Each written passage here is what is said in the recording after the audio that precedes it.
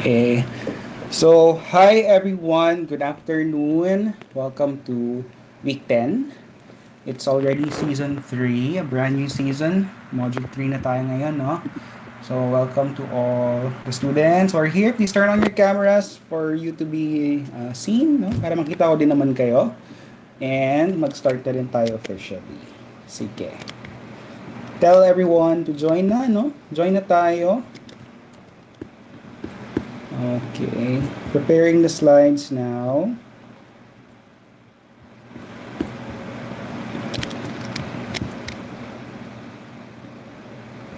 Ayan, okay. Alright, tell everyone to join, no? Asan na yung iba? Bakit konti lang tayo today? Sige. Init ng panahon. Alright, so everyone, we are already on Module 3, that is forms of psychological test, basically. So, as what you can see, we have here the contents. I'm sharing the screen now. Use your mic or tell me if you cannot see the screen.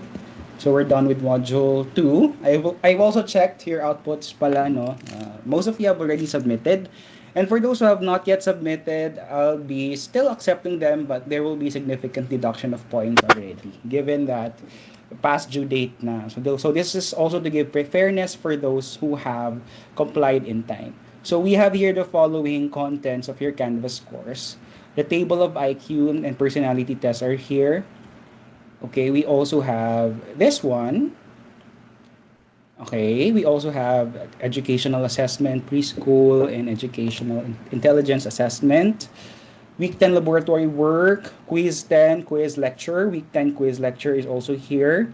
Week 11 personality assessment. We also have week 12 up until to the very last lesson. And of course, this will be our sessions, no? So for this week, I'll be giving an introduction of the most commonly used personality and intelligence test in the clinical practice. And next week, we're going to focus our discussion with intelligence assessment, and the succeeding week will be personality assessment. Yeah, I guess that will be the last week, week 13. And for week 14 and 15, we're not going to conduct any class. More of compliance na lang tayo with our missed out assessments. So please tell them to join, no? You are already 7 lang kayo dito. Parang walang nagjo-join ng session natin. Your attendance is checked. You have Isabel, Natalie, Theo, and Von. Okay. Yeah. Sige. So turn on your cameras, guys, for me to see you. And start na tayo. You have any concerns or questions regarding the assessment or regarding kung ano man, no?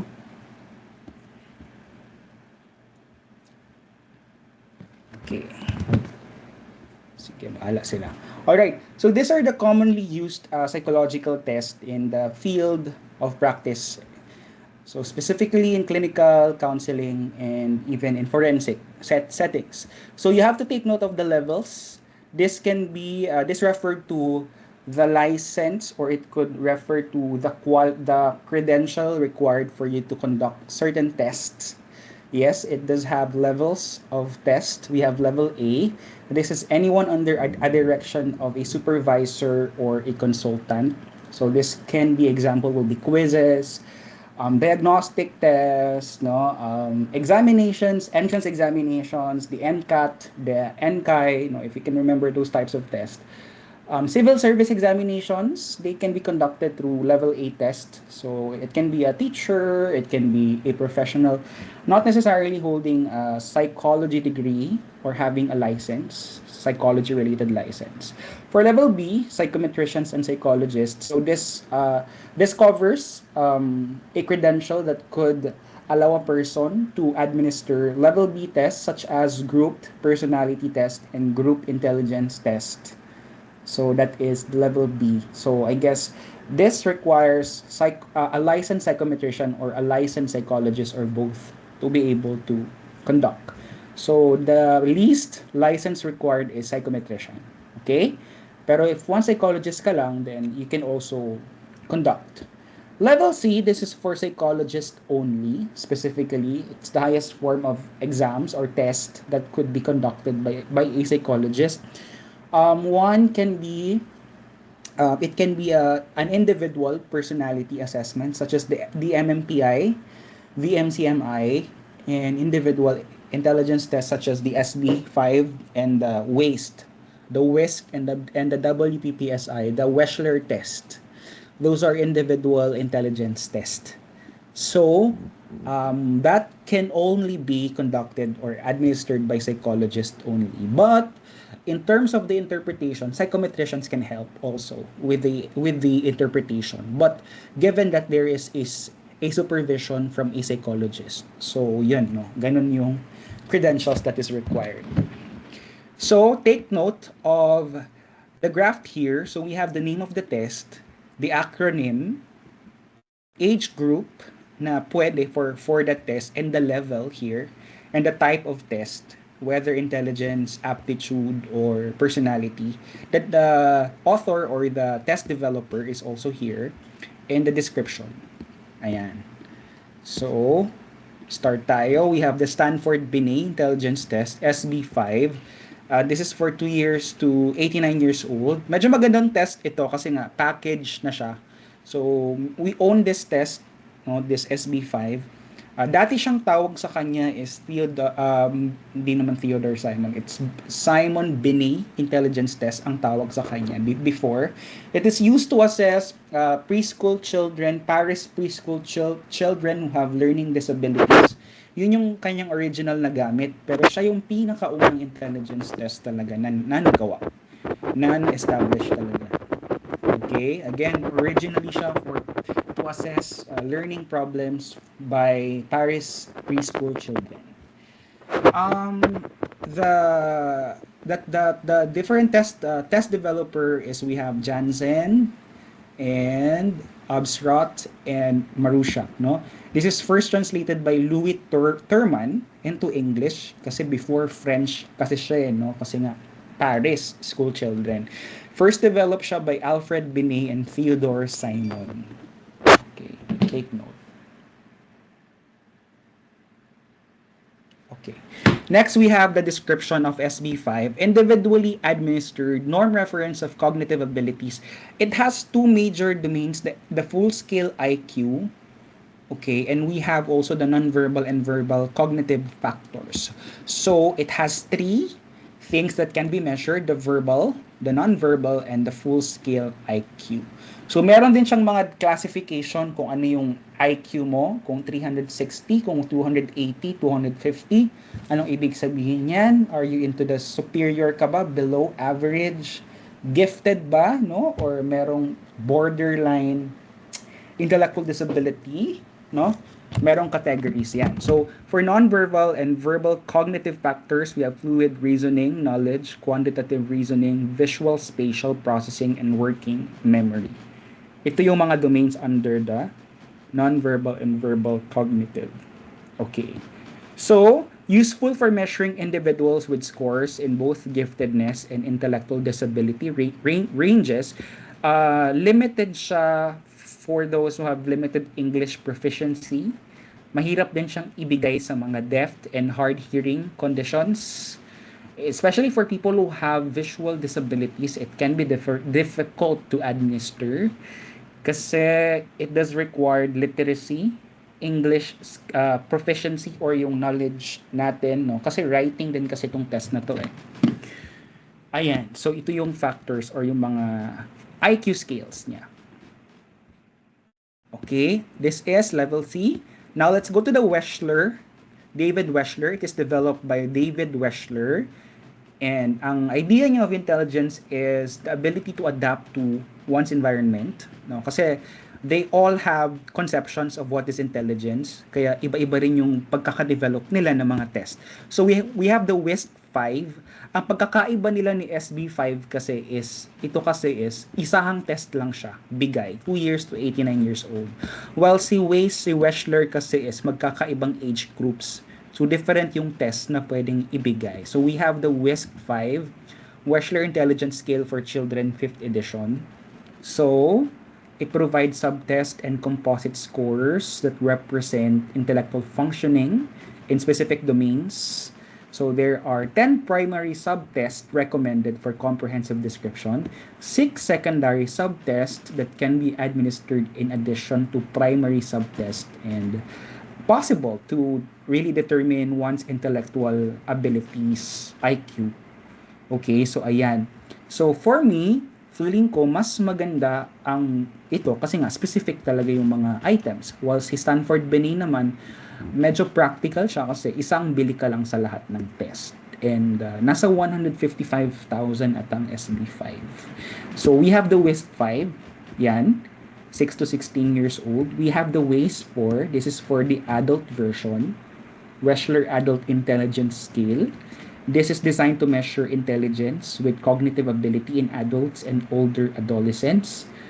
So, yung core subjects niya is appropriate sa edad din. So, makikita din natin dito, we have 10 core subjects and 5 supplemental subtests. It provides also 2 overall summary scores including full-scale IQ and general ability indexed.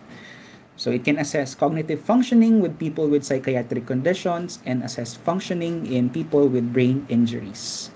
Next, so we have the WPPSI-4, Wechsler Preschool and Primary Scale Intelligence of 4th edition. So sana class nakikinig kayo, no? Kasi ito yung commonly na ginagamit natin sa clinical practice. Ito na po yun, hindi na po to theory. Ito na po talaga yung mga gamit na test natin sa Philippines, okay? So, 2 years old and 6 months old ang pwede for this WPPSI-4. So, individually administered siya, mostly game, no? Play.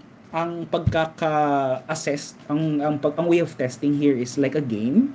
Wala masyadong language or instruction involved here. Kasi given with the age group, no? Na-capture niya. So, level C yan silang lahat. So, yun ang 2 major intelligence test. And level C po silang dalawa.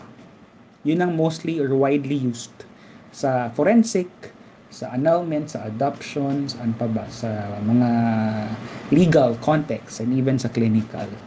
Now, let's go to the group administration of intelligence test. So, sikat din sila Ravens kasi ang mga Ravens hindi siya nawawala talaga sa uso kahit hanggang ngayon. Gamit na gamit yung mga Ravens. 3 klase yung Ravens class, no.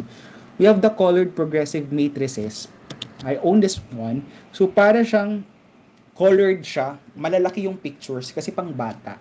5 to 11 years old, focus si colored progressive. So mostly isang item lang per page. Then they have to answer it.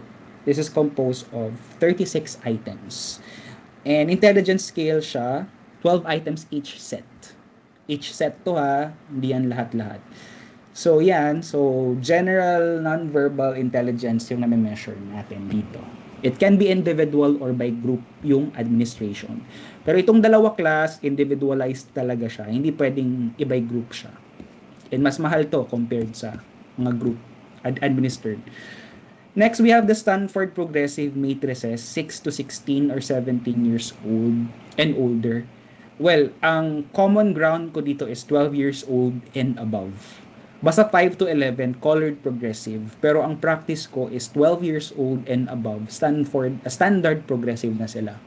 So, habang tumatagal yung items, mas nagiging mahirap siya. In the first items, madadali lang lahat for motivation lang ata yan. Then later on, as you go with the items, mas nagiging mahirap na yung pagpili ng sagot. So this is more difficult, of course. Appropriate for teens, for adults. Progressively, it can become difficult na. The advanced progressive matrices, this is the most difficult Ravens progressive. This is geared towards those who are in promotion with higher intellectual ability and for those that are gifted, no? Sila yung may mga for job promotion or ranking and to determine also giftedness. Yan. So 40 to 60 minutes. Actually lahat naman ng test na to is 40 to 60 minutes. And sa report naman is nalalagay or naisusulat din natin yung amount of time na kailangan no, for you to administer the test. So give you an example. Ito naman ay format lamang. Iba-iba kasi ang format on how to interpret this one, but just to share a sample. Ayan, I'll give you an example ha. BSI. Ito yung format lang siya. So, ano siya, wala tong identifier. So, confidential. Ganito siya pag-report. Yan, this one. So, kita nyo dyan, class, this is how it's being interpreted. So, you can see the Raven's progressive matrices result. So, there is a raw score and the percentile kung asan yung distansya mo sa mga test takers who have taken the course. So, there is also a verbal interpretation, intellectually average ba? What level, if ever? This is also in the manual or in the norms. And how many minutes does it consume you to take the entire set of tests?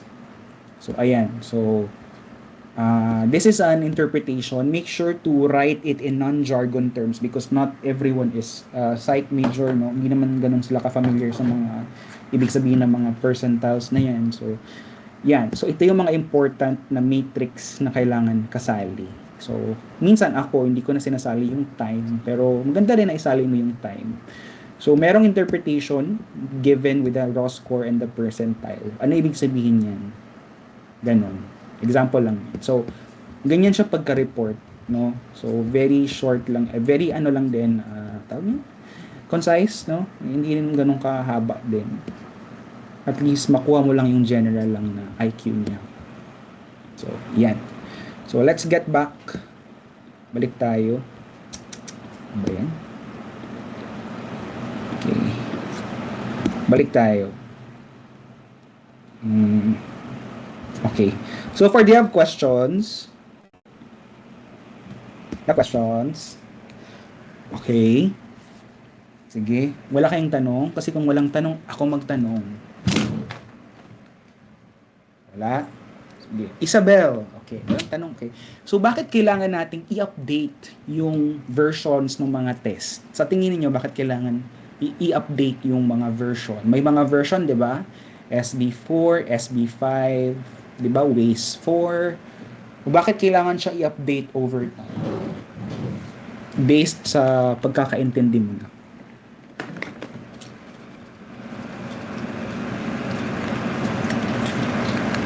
Or anyone. Bakit kailangan i-update?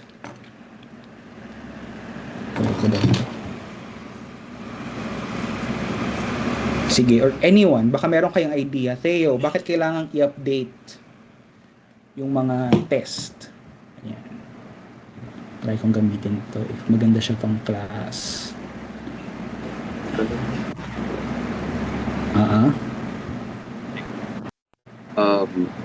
Like yeah.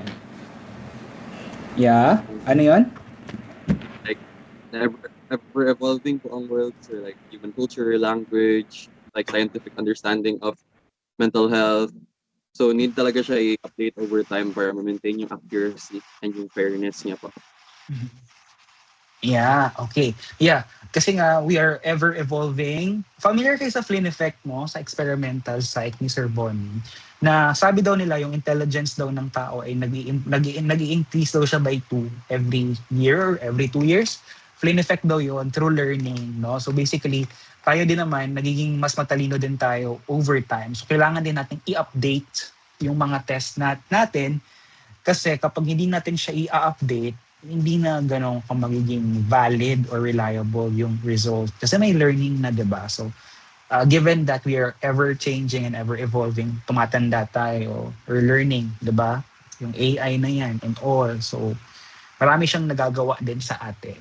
So, it's not going to be fair if stagnant lang yung test natin, yung mga test natin. Thank you, Theo, for that. Ayan. So, clear ba, no?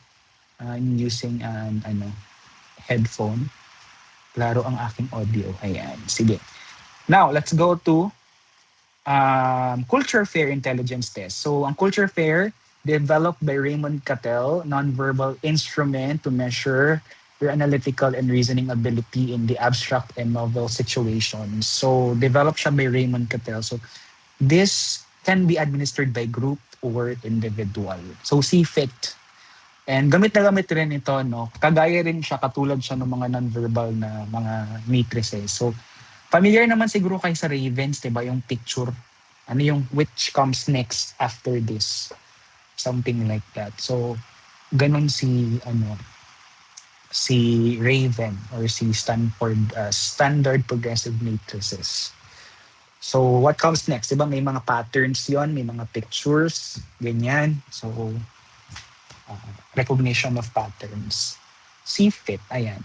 So, may mga skills din for this test and measures individual IQ in a manner designed to reduce the influence of culture. Kasi ang ano lang ang hindi lang maganda or ano kaya yung bias class ng SB5 tsaka Wechsler as compared to the non-verbal? Sa ano niya, sa idea niyo lang, what can be a factor that could affect the ability of test takers to respond comparing the verbal test, yung mga Wechsler, mga SB5, ano kaya yung effect niya sa test taker? What can be a difficulty or a problem? May idea kayo?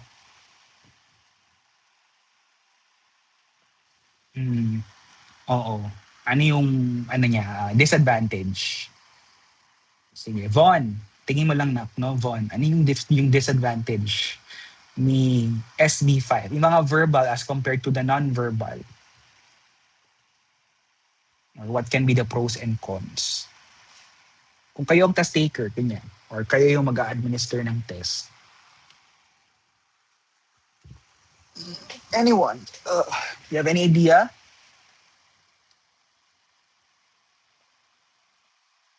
Anyone? Baka meron ng kayong idea?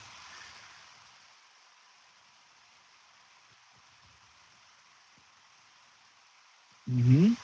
Kasi yung culture, no? Paradox kasi yung culture. Minsan, may mga hindi din ganun ka-acquainted, hindi rin ganun ka-proficient sa English. So, they can be in a disadvantage kung ganun yung nagkataon. Kasi IQ naman, hindi lang naman siya determined by culture or by your ability to understand, comprehend in English language. That's why, na-develop din yung mga national test, kagaya ng panungkat ng katalinuhan ng Pilipino, PKP. So, ito naman, yung mga ibang test na yan, itong Purdue non-language, napaka-karaanan niya na test. Hindi na siya masyadong gamit. Pero it is designed to measure mental ability test since it consists entirely of geometric forms. Culturally fair din siya.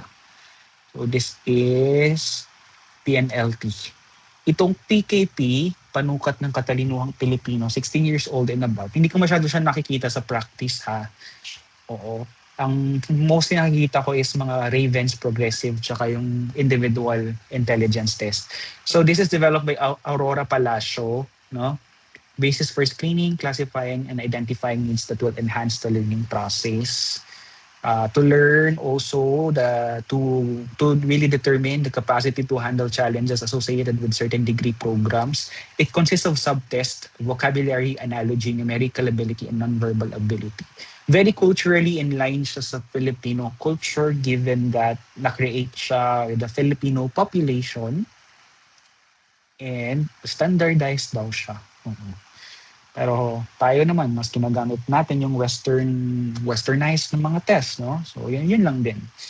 Let's go to the DAT, Differential Aptitude Test. Ginagamit din ito, class, as an aptitude. Ano ba ibig sabihin ng aptitude? Sige, nawag pa. What do you mean by aptitude, Lex? Alexandria, anong ibig sabihin ng aptitude? Yung idea mo of aptitude. Di ba na naririnig niyo yung word na aptitude? Is it like, sir, from what I know lang, parang yung personal na capacity ng person, like yung kanyang, parang, natural capacity to learn po ba? I'm not quite sure po. You got it right, no? So, aptitude, it refers to your capacity to learn given the time and training. Parang ito yung potential mo ba? No, kung let's say meron tayong mga aptitude test sa grade school ata ninyo or sa high school ninyo, 'di ba? Binibigyan kayo ng mga aptitude test kung saan ka ba magaling, saan ka ba mostly nag-excel. So through that malalaman mo ano yung mga strengths mo and yung mga Waterloo mo ng mga subjects. So yung aptitude, yun yung capacity mo to acquire that ability, no? Given with future training, yung potentiality to become good at something, to learn specific set of skills. Aptitude yon, ha? Yung kakayahan mong maging magaling sa ganitong subject or skill.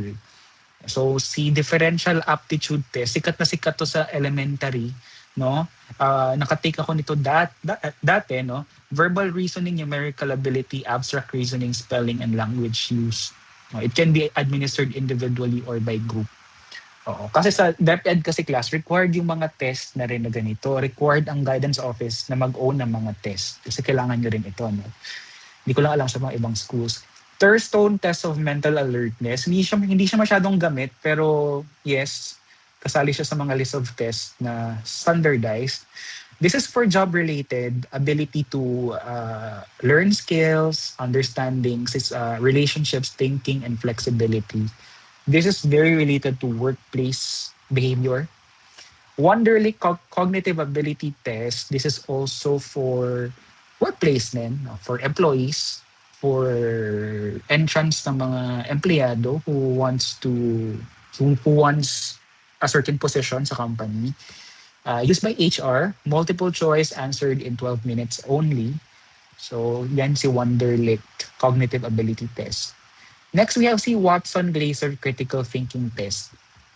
So, this is designed to assess critical thinking abilities and widely used across legal practices.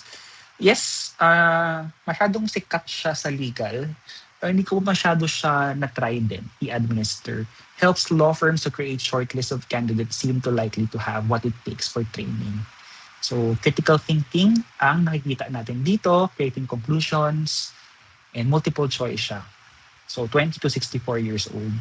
Flanagan industrial test. So another HR related siya na test. So basta industrial class, we can relate it to HR, no, or to organizational behavior or some, 'di ba? So we have aptitude test also for this.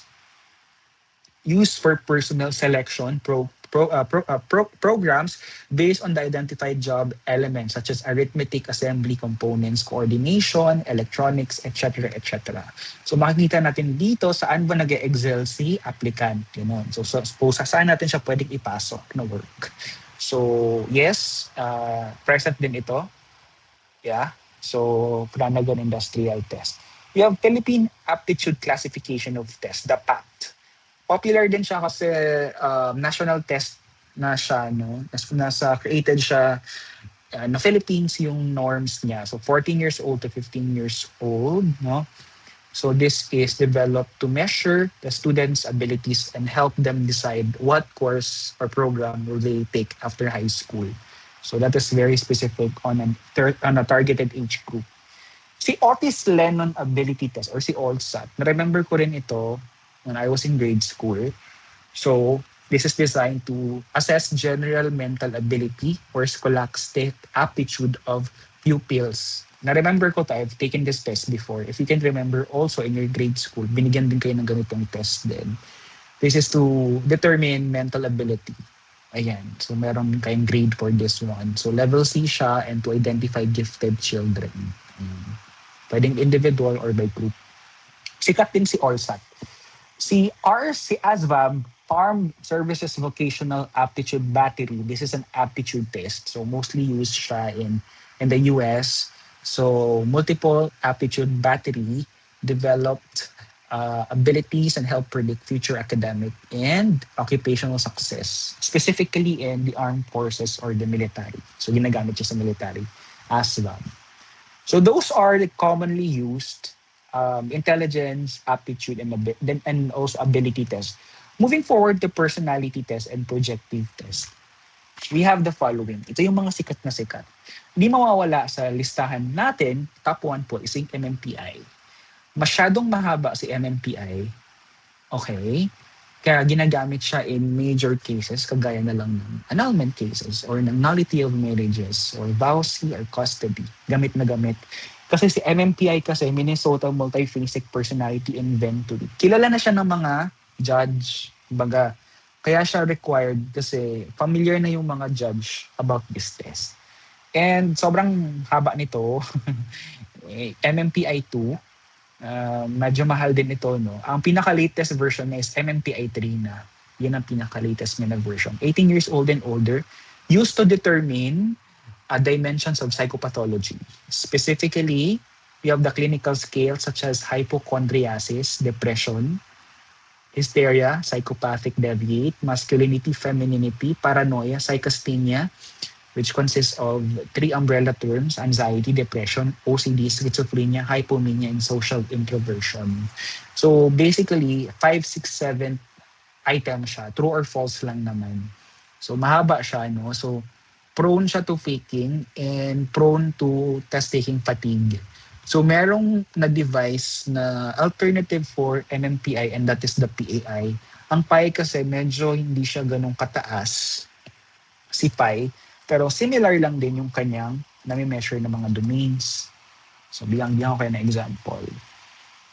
So ito naman ay format lang, wala pong identifiers ang mga tao dito.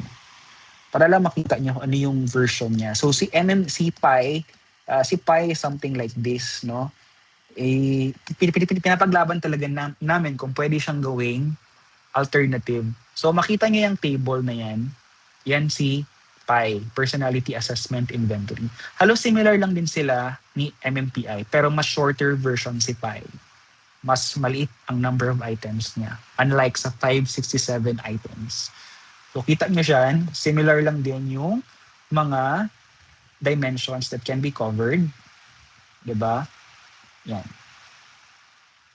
Personality Assessment Inventories. May mga clinical skills na parang mirror lang din kay MMPI, and interpersonal skills. Meron din siyang lie skills and faking skills.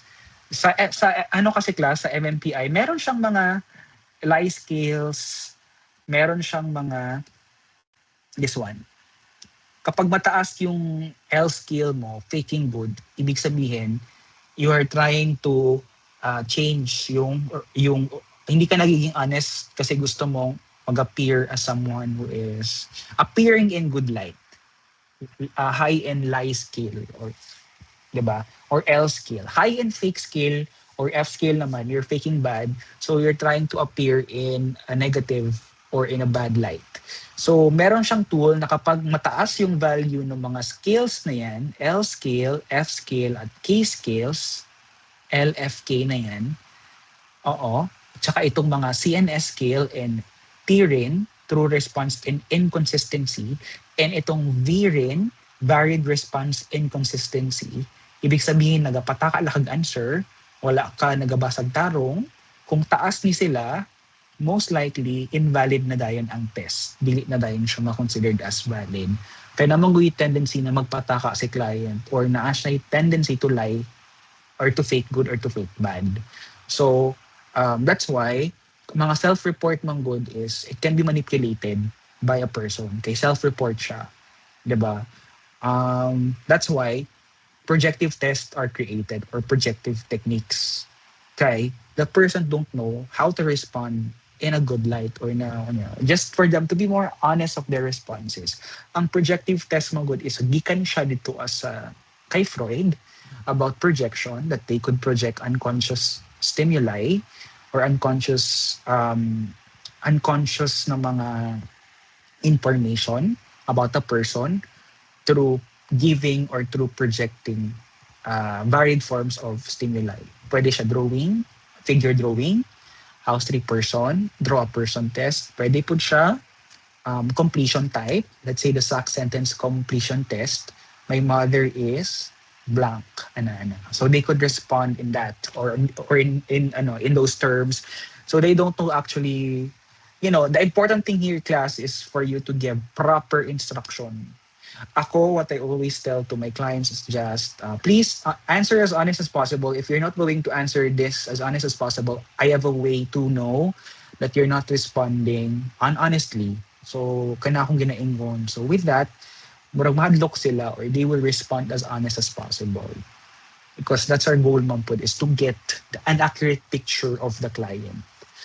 Okay? So that's why naatay mga projective tests. And projective tests are personality tests. Remember ha, projective tests or techniques are personality tests gihapon. Okay? So, kani siya. So, there's a lot of skills. Daghan siya mga technology involved and mga clinical skills. That's why taas kay siya 5, 6, 7 items. So, MMPI. Now, let's go to basic personality inventory. Mo ni siya, sikat kini siya sa guidance office for adults and adolescents. So, basic measure of general domain of psychopathology, 240 items. And this also consists of clinical skills, such as the following: anxiety, denial, depression, hypochondriasis. Do you know what is hypochondriasis? Kasabot mo sa hypochondriasis, Azumi.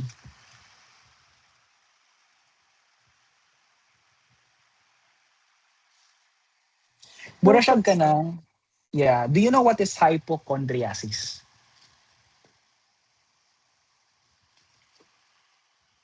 No po, Idea lang. sir. No? Okay. So, Idea hypochondriasis, rin. it's okay. Hypochondriasis sa abnormal psychology, mo na siya related to health anxiety, kana ganing hadlok ka na nakaingani na sakit ng hypochondriasis na konting sakit ng ulo, meron ng brain cancer, mga ganon, no? So, health anxiety siya. So, it's a clinical term. Even narcissistic is a clinical term. So, we can use self-centeredness. Huwag na kayong gumamit ng narcissistic palagi. Okay? It's a clinical term, ang good. Narcissist. Yan na, good. So, ako, pet peeve na ako makadungog og narcissist. Pwede man good mo ma-use og self-centeredness. Ano lang, self-centered person. Kana. So, kung naatay clinical term for health anxious individuals, hypochondriac or hypochondriasis ang tawag sa condition. Okay? So, again, narcissist is a clinical term, ha? So, careful mo sa paggamit ng. Okay, so let's get back, no? You have Myers-Briggs type indicator. MBTI, ito yung kay Adler, kay Carl Jung pala. Kay Carl Jung, yung introversion and extroversion. Medyo obsolete na yung test na to. Hindi na siya ginagamit talaga at all. Pero may time talaga na sikat siya. So mostly sa workplace to siya ginagamit before. Pero now hindi ko na siya nakikita na ginagamit siya. Myers-Briggs type. So ano ba yung type mo? Psychology type. Psychological type mo and yung functions, di ba? Introversion, extroversion, and yung classification mo. ENFP, INFJ. I know you're familiar with this, no? So yan. EPPS, Edwards Preference Personality Schedule. This is objective force choice inventory. Either yes or no lang ito, no? This is used for counseling and for non-clinical adults. So whether naka or wala, yes or no lang siya. Force choice inventory. Next, we have the Neo Personality Inventory, the Neo PI-R. This is the revised version. 17 years old to 89 years old. Medyo taas ni siya as compared to the Neo FFI. So, developed by Paul Costa and Robert McRae to determine levels of, ano yung mga levels, yung mga big five na yon. We have the openness, conscientiousness, extroversion, agreeableness, and neuroticism. Yung big five personality traits na meron sa atin lahat. So this is 30 to 40 minutes and 60 items. Ang kanyang number of items ata. Feeling ko mas mahaba si Neo PI-R compared to Neo FFI. Si Neo 5-factor inventory, same lang din sila, no? But this is more of a more concise version kasi 60 items. Shorter siya, no? And it also measures the 5 broad dimensions only. And I use this one. I use the Neo 5-factor inventory. So, Wait lang. So, pakitaan ko yung example, no? Class, please listen. I know that this might be no? Pero important to siya. At least meron kayong idea of mga test ba. Sana lang makinig kayo kasi ito yung ginagamit talaga natin sa practice ng mga test. So, dapat medyo may alam na kayo ng mga test na ganyan. So, ito class, no? Familiar kayo. This is the new FFI ang gamit dito. So, may table of classification. Tapos nandito yung T-score din. Pwede rin yung score na lang or yung ang gamit ko kasi ang ginagawa ko kasi diretso na ako sa interpretation. So, merong table dyan, then you're going to interpret it kung ano yung ibig sabihin ng average score of neuroticism, extraversion, openness, agreeableness, and conscientiousness. So, maganda kung per paragraph siya, per personality factor. Ano ibig sabihin kung mataas siya? Ganyan. So, also use non-jargon terms in your interpretation. Basta different clinics kasi have their own way of they have their own way class on how they will interpret it. Walang universal way of writing. As I read the psych reports from clinics to clinics, lahi-lahi ilang pagsulat. So kani class, no? So may mga important dyan na T-score. Okay? Kasi T-score ang gamit sa NeoPi in the interpretation. Okay. So at least, alam niyo siya kung paano siya ginasulat, no? So, sige lang. If you have questions, chat it down. Next, we have the pictorial self concepts for children. No? These are for kids. We have the panukat ng ugali ng pagkatao or the PUP. No? 12 years old to 18 years old. This is a national developed test by Enriquez and Guanzon. This is to tap specific values, traits, and behavioral dimensions related to meaningful to the study of Filipinos. We have the MCMI or the Milon's Clinical Multi-Axial Inventory, 18 years old and older. Pinakabago ngayon, parang may MCMI 5 na ata or 4. So si Milon, ginagamit natin si Milon sa personality disorders. Do you know certain personality disorders? Di ba nawag tabi? Sige daw, Kyle, give me personality disorder. Kyle Bastida. Like at least 3 siguro. Personality disorders. Ethan, give me a personality disorders. At least 3. Sige, Kyle. Ano po, borderline, BPD. What else? Another one? OCPD. Ano yung OCPD? Obsessive Okay. compulsive and antisocial. Okay. Antisocial personality disorder. Okay. All right. Thank you, Kyle. Ethan, can you give more? Can you give more of that PD sa mga personality disorders?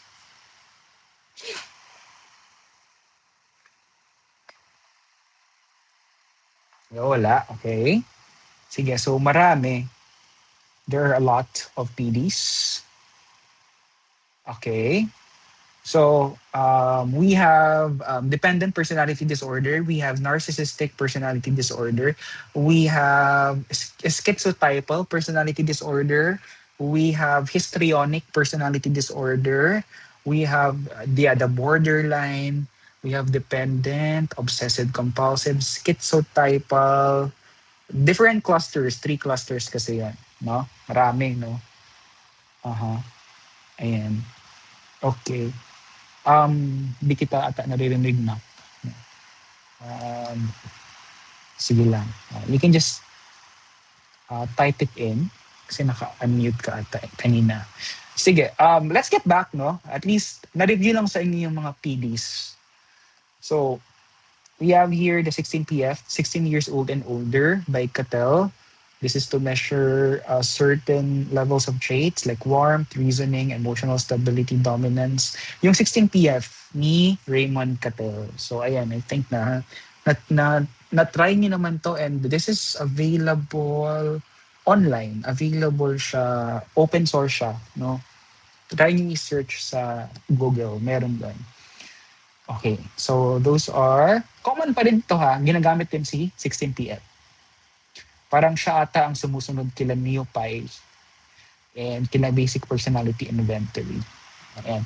So let's go to interest test. So we have the Strong Campbell interest test. We have here for 13 years old and above, composed of 325 items, and to measure the RIASEC ni Roland. Okay, ayan. Sorry. Ayan, ni John Holland pala. So we also have the Thurstone interest schedule by Thurstone, of course, checklist by which a person can systematically clarify his understanding of his vocational interest, designed as an instrument for counseling and to be used in situations in which the client-counselor relationship. So ginagamit siya for counseling. Interest/aptitude test siya. So common din yung mga interest test, no? Na yan. Pwedeng sa trabaho, pwedeng sa particular na gusto ng isang person, no? And minsan nakaka-develop din ng mga psych students ng mga iba't ibang mga interest test depende sa gusto nila, ganyan, no? Okay, sa research. Okay. So class, no, hindi kasi madaling mag-develop ng test. It requires funding. Kailangan ng budget niyan. Kaya wala masyadong ganun ka-budget talaga na ginagamit talaga tayo dito kasi parang for us, ang nakikita ko, mas satisfied na tayo dun sa mga westernized na mga test, no? So, yun lang din ang challenge kasi may mga tao kasi talaga na hindi naiintindihan yung mga test. Kahit na itagalog mo yan, dili jud kayo sila kasabot. So, ang is magmali-mali sila answer o dili nila tarungon. So, medyo ma-invalid or dili kay nga naka-accurate. Kaya mga common challenges class kay nadyo kay clients na lisod di sila understand sa items. So ay gina-translate na ako pero ang lang po sa translation bisig dili day maugyod ang translated yun na item, no? Kay we are just human as we are. So mao lang po ang challenge. Usually kung walay formal education si client, we cannot judge them na dili sila makatest. So, ang tip lang yun na gihatag sa mo is try your best na lang yun. Try your best. Yes. So do you have questions or something you wish to clarify? Any questions lang or any spark of interest lang ninyo?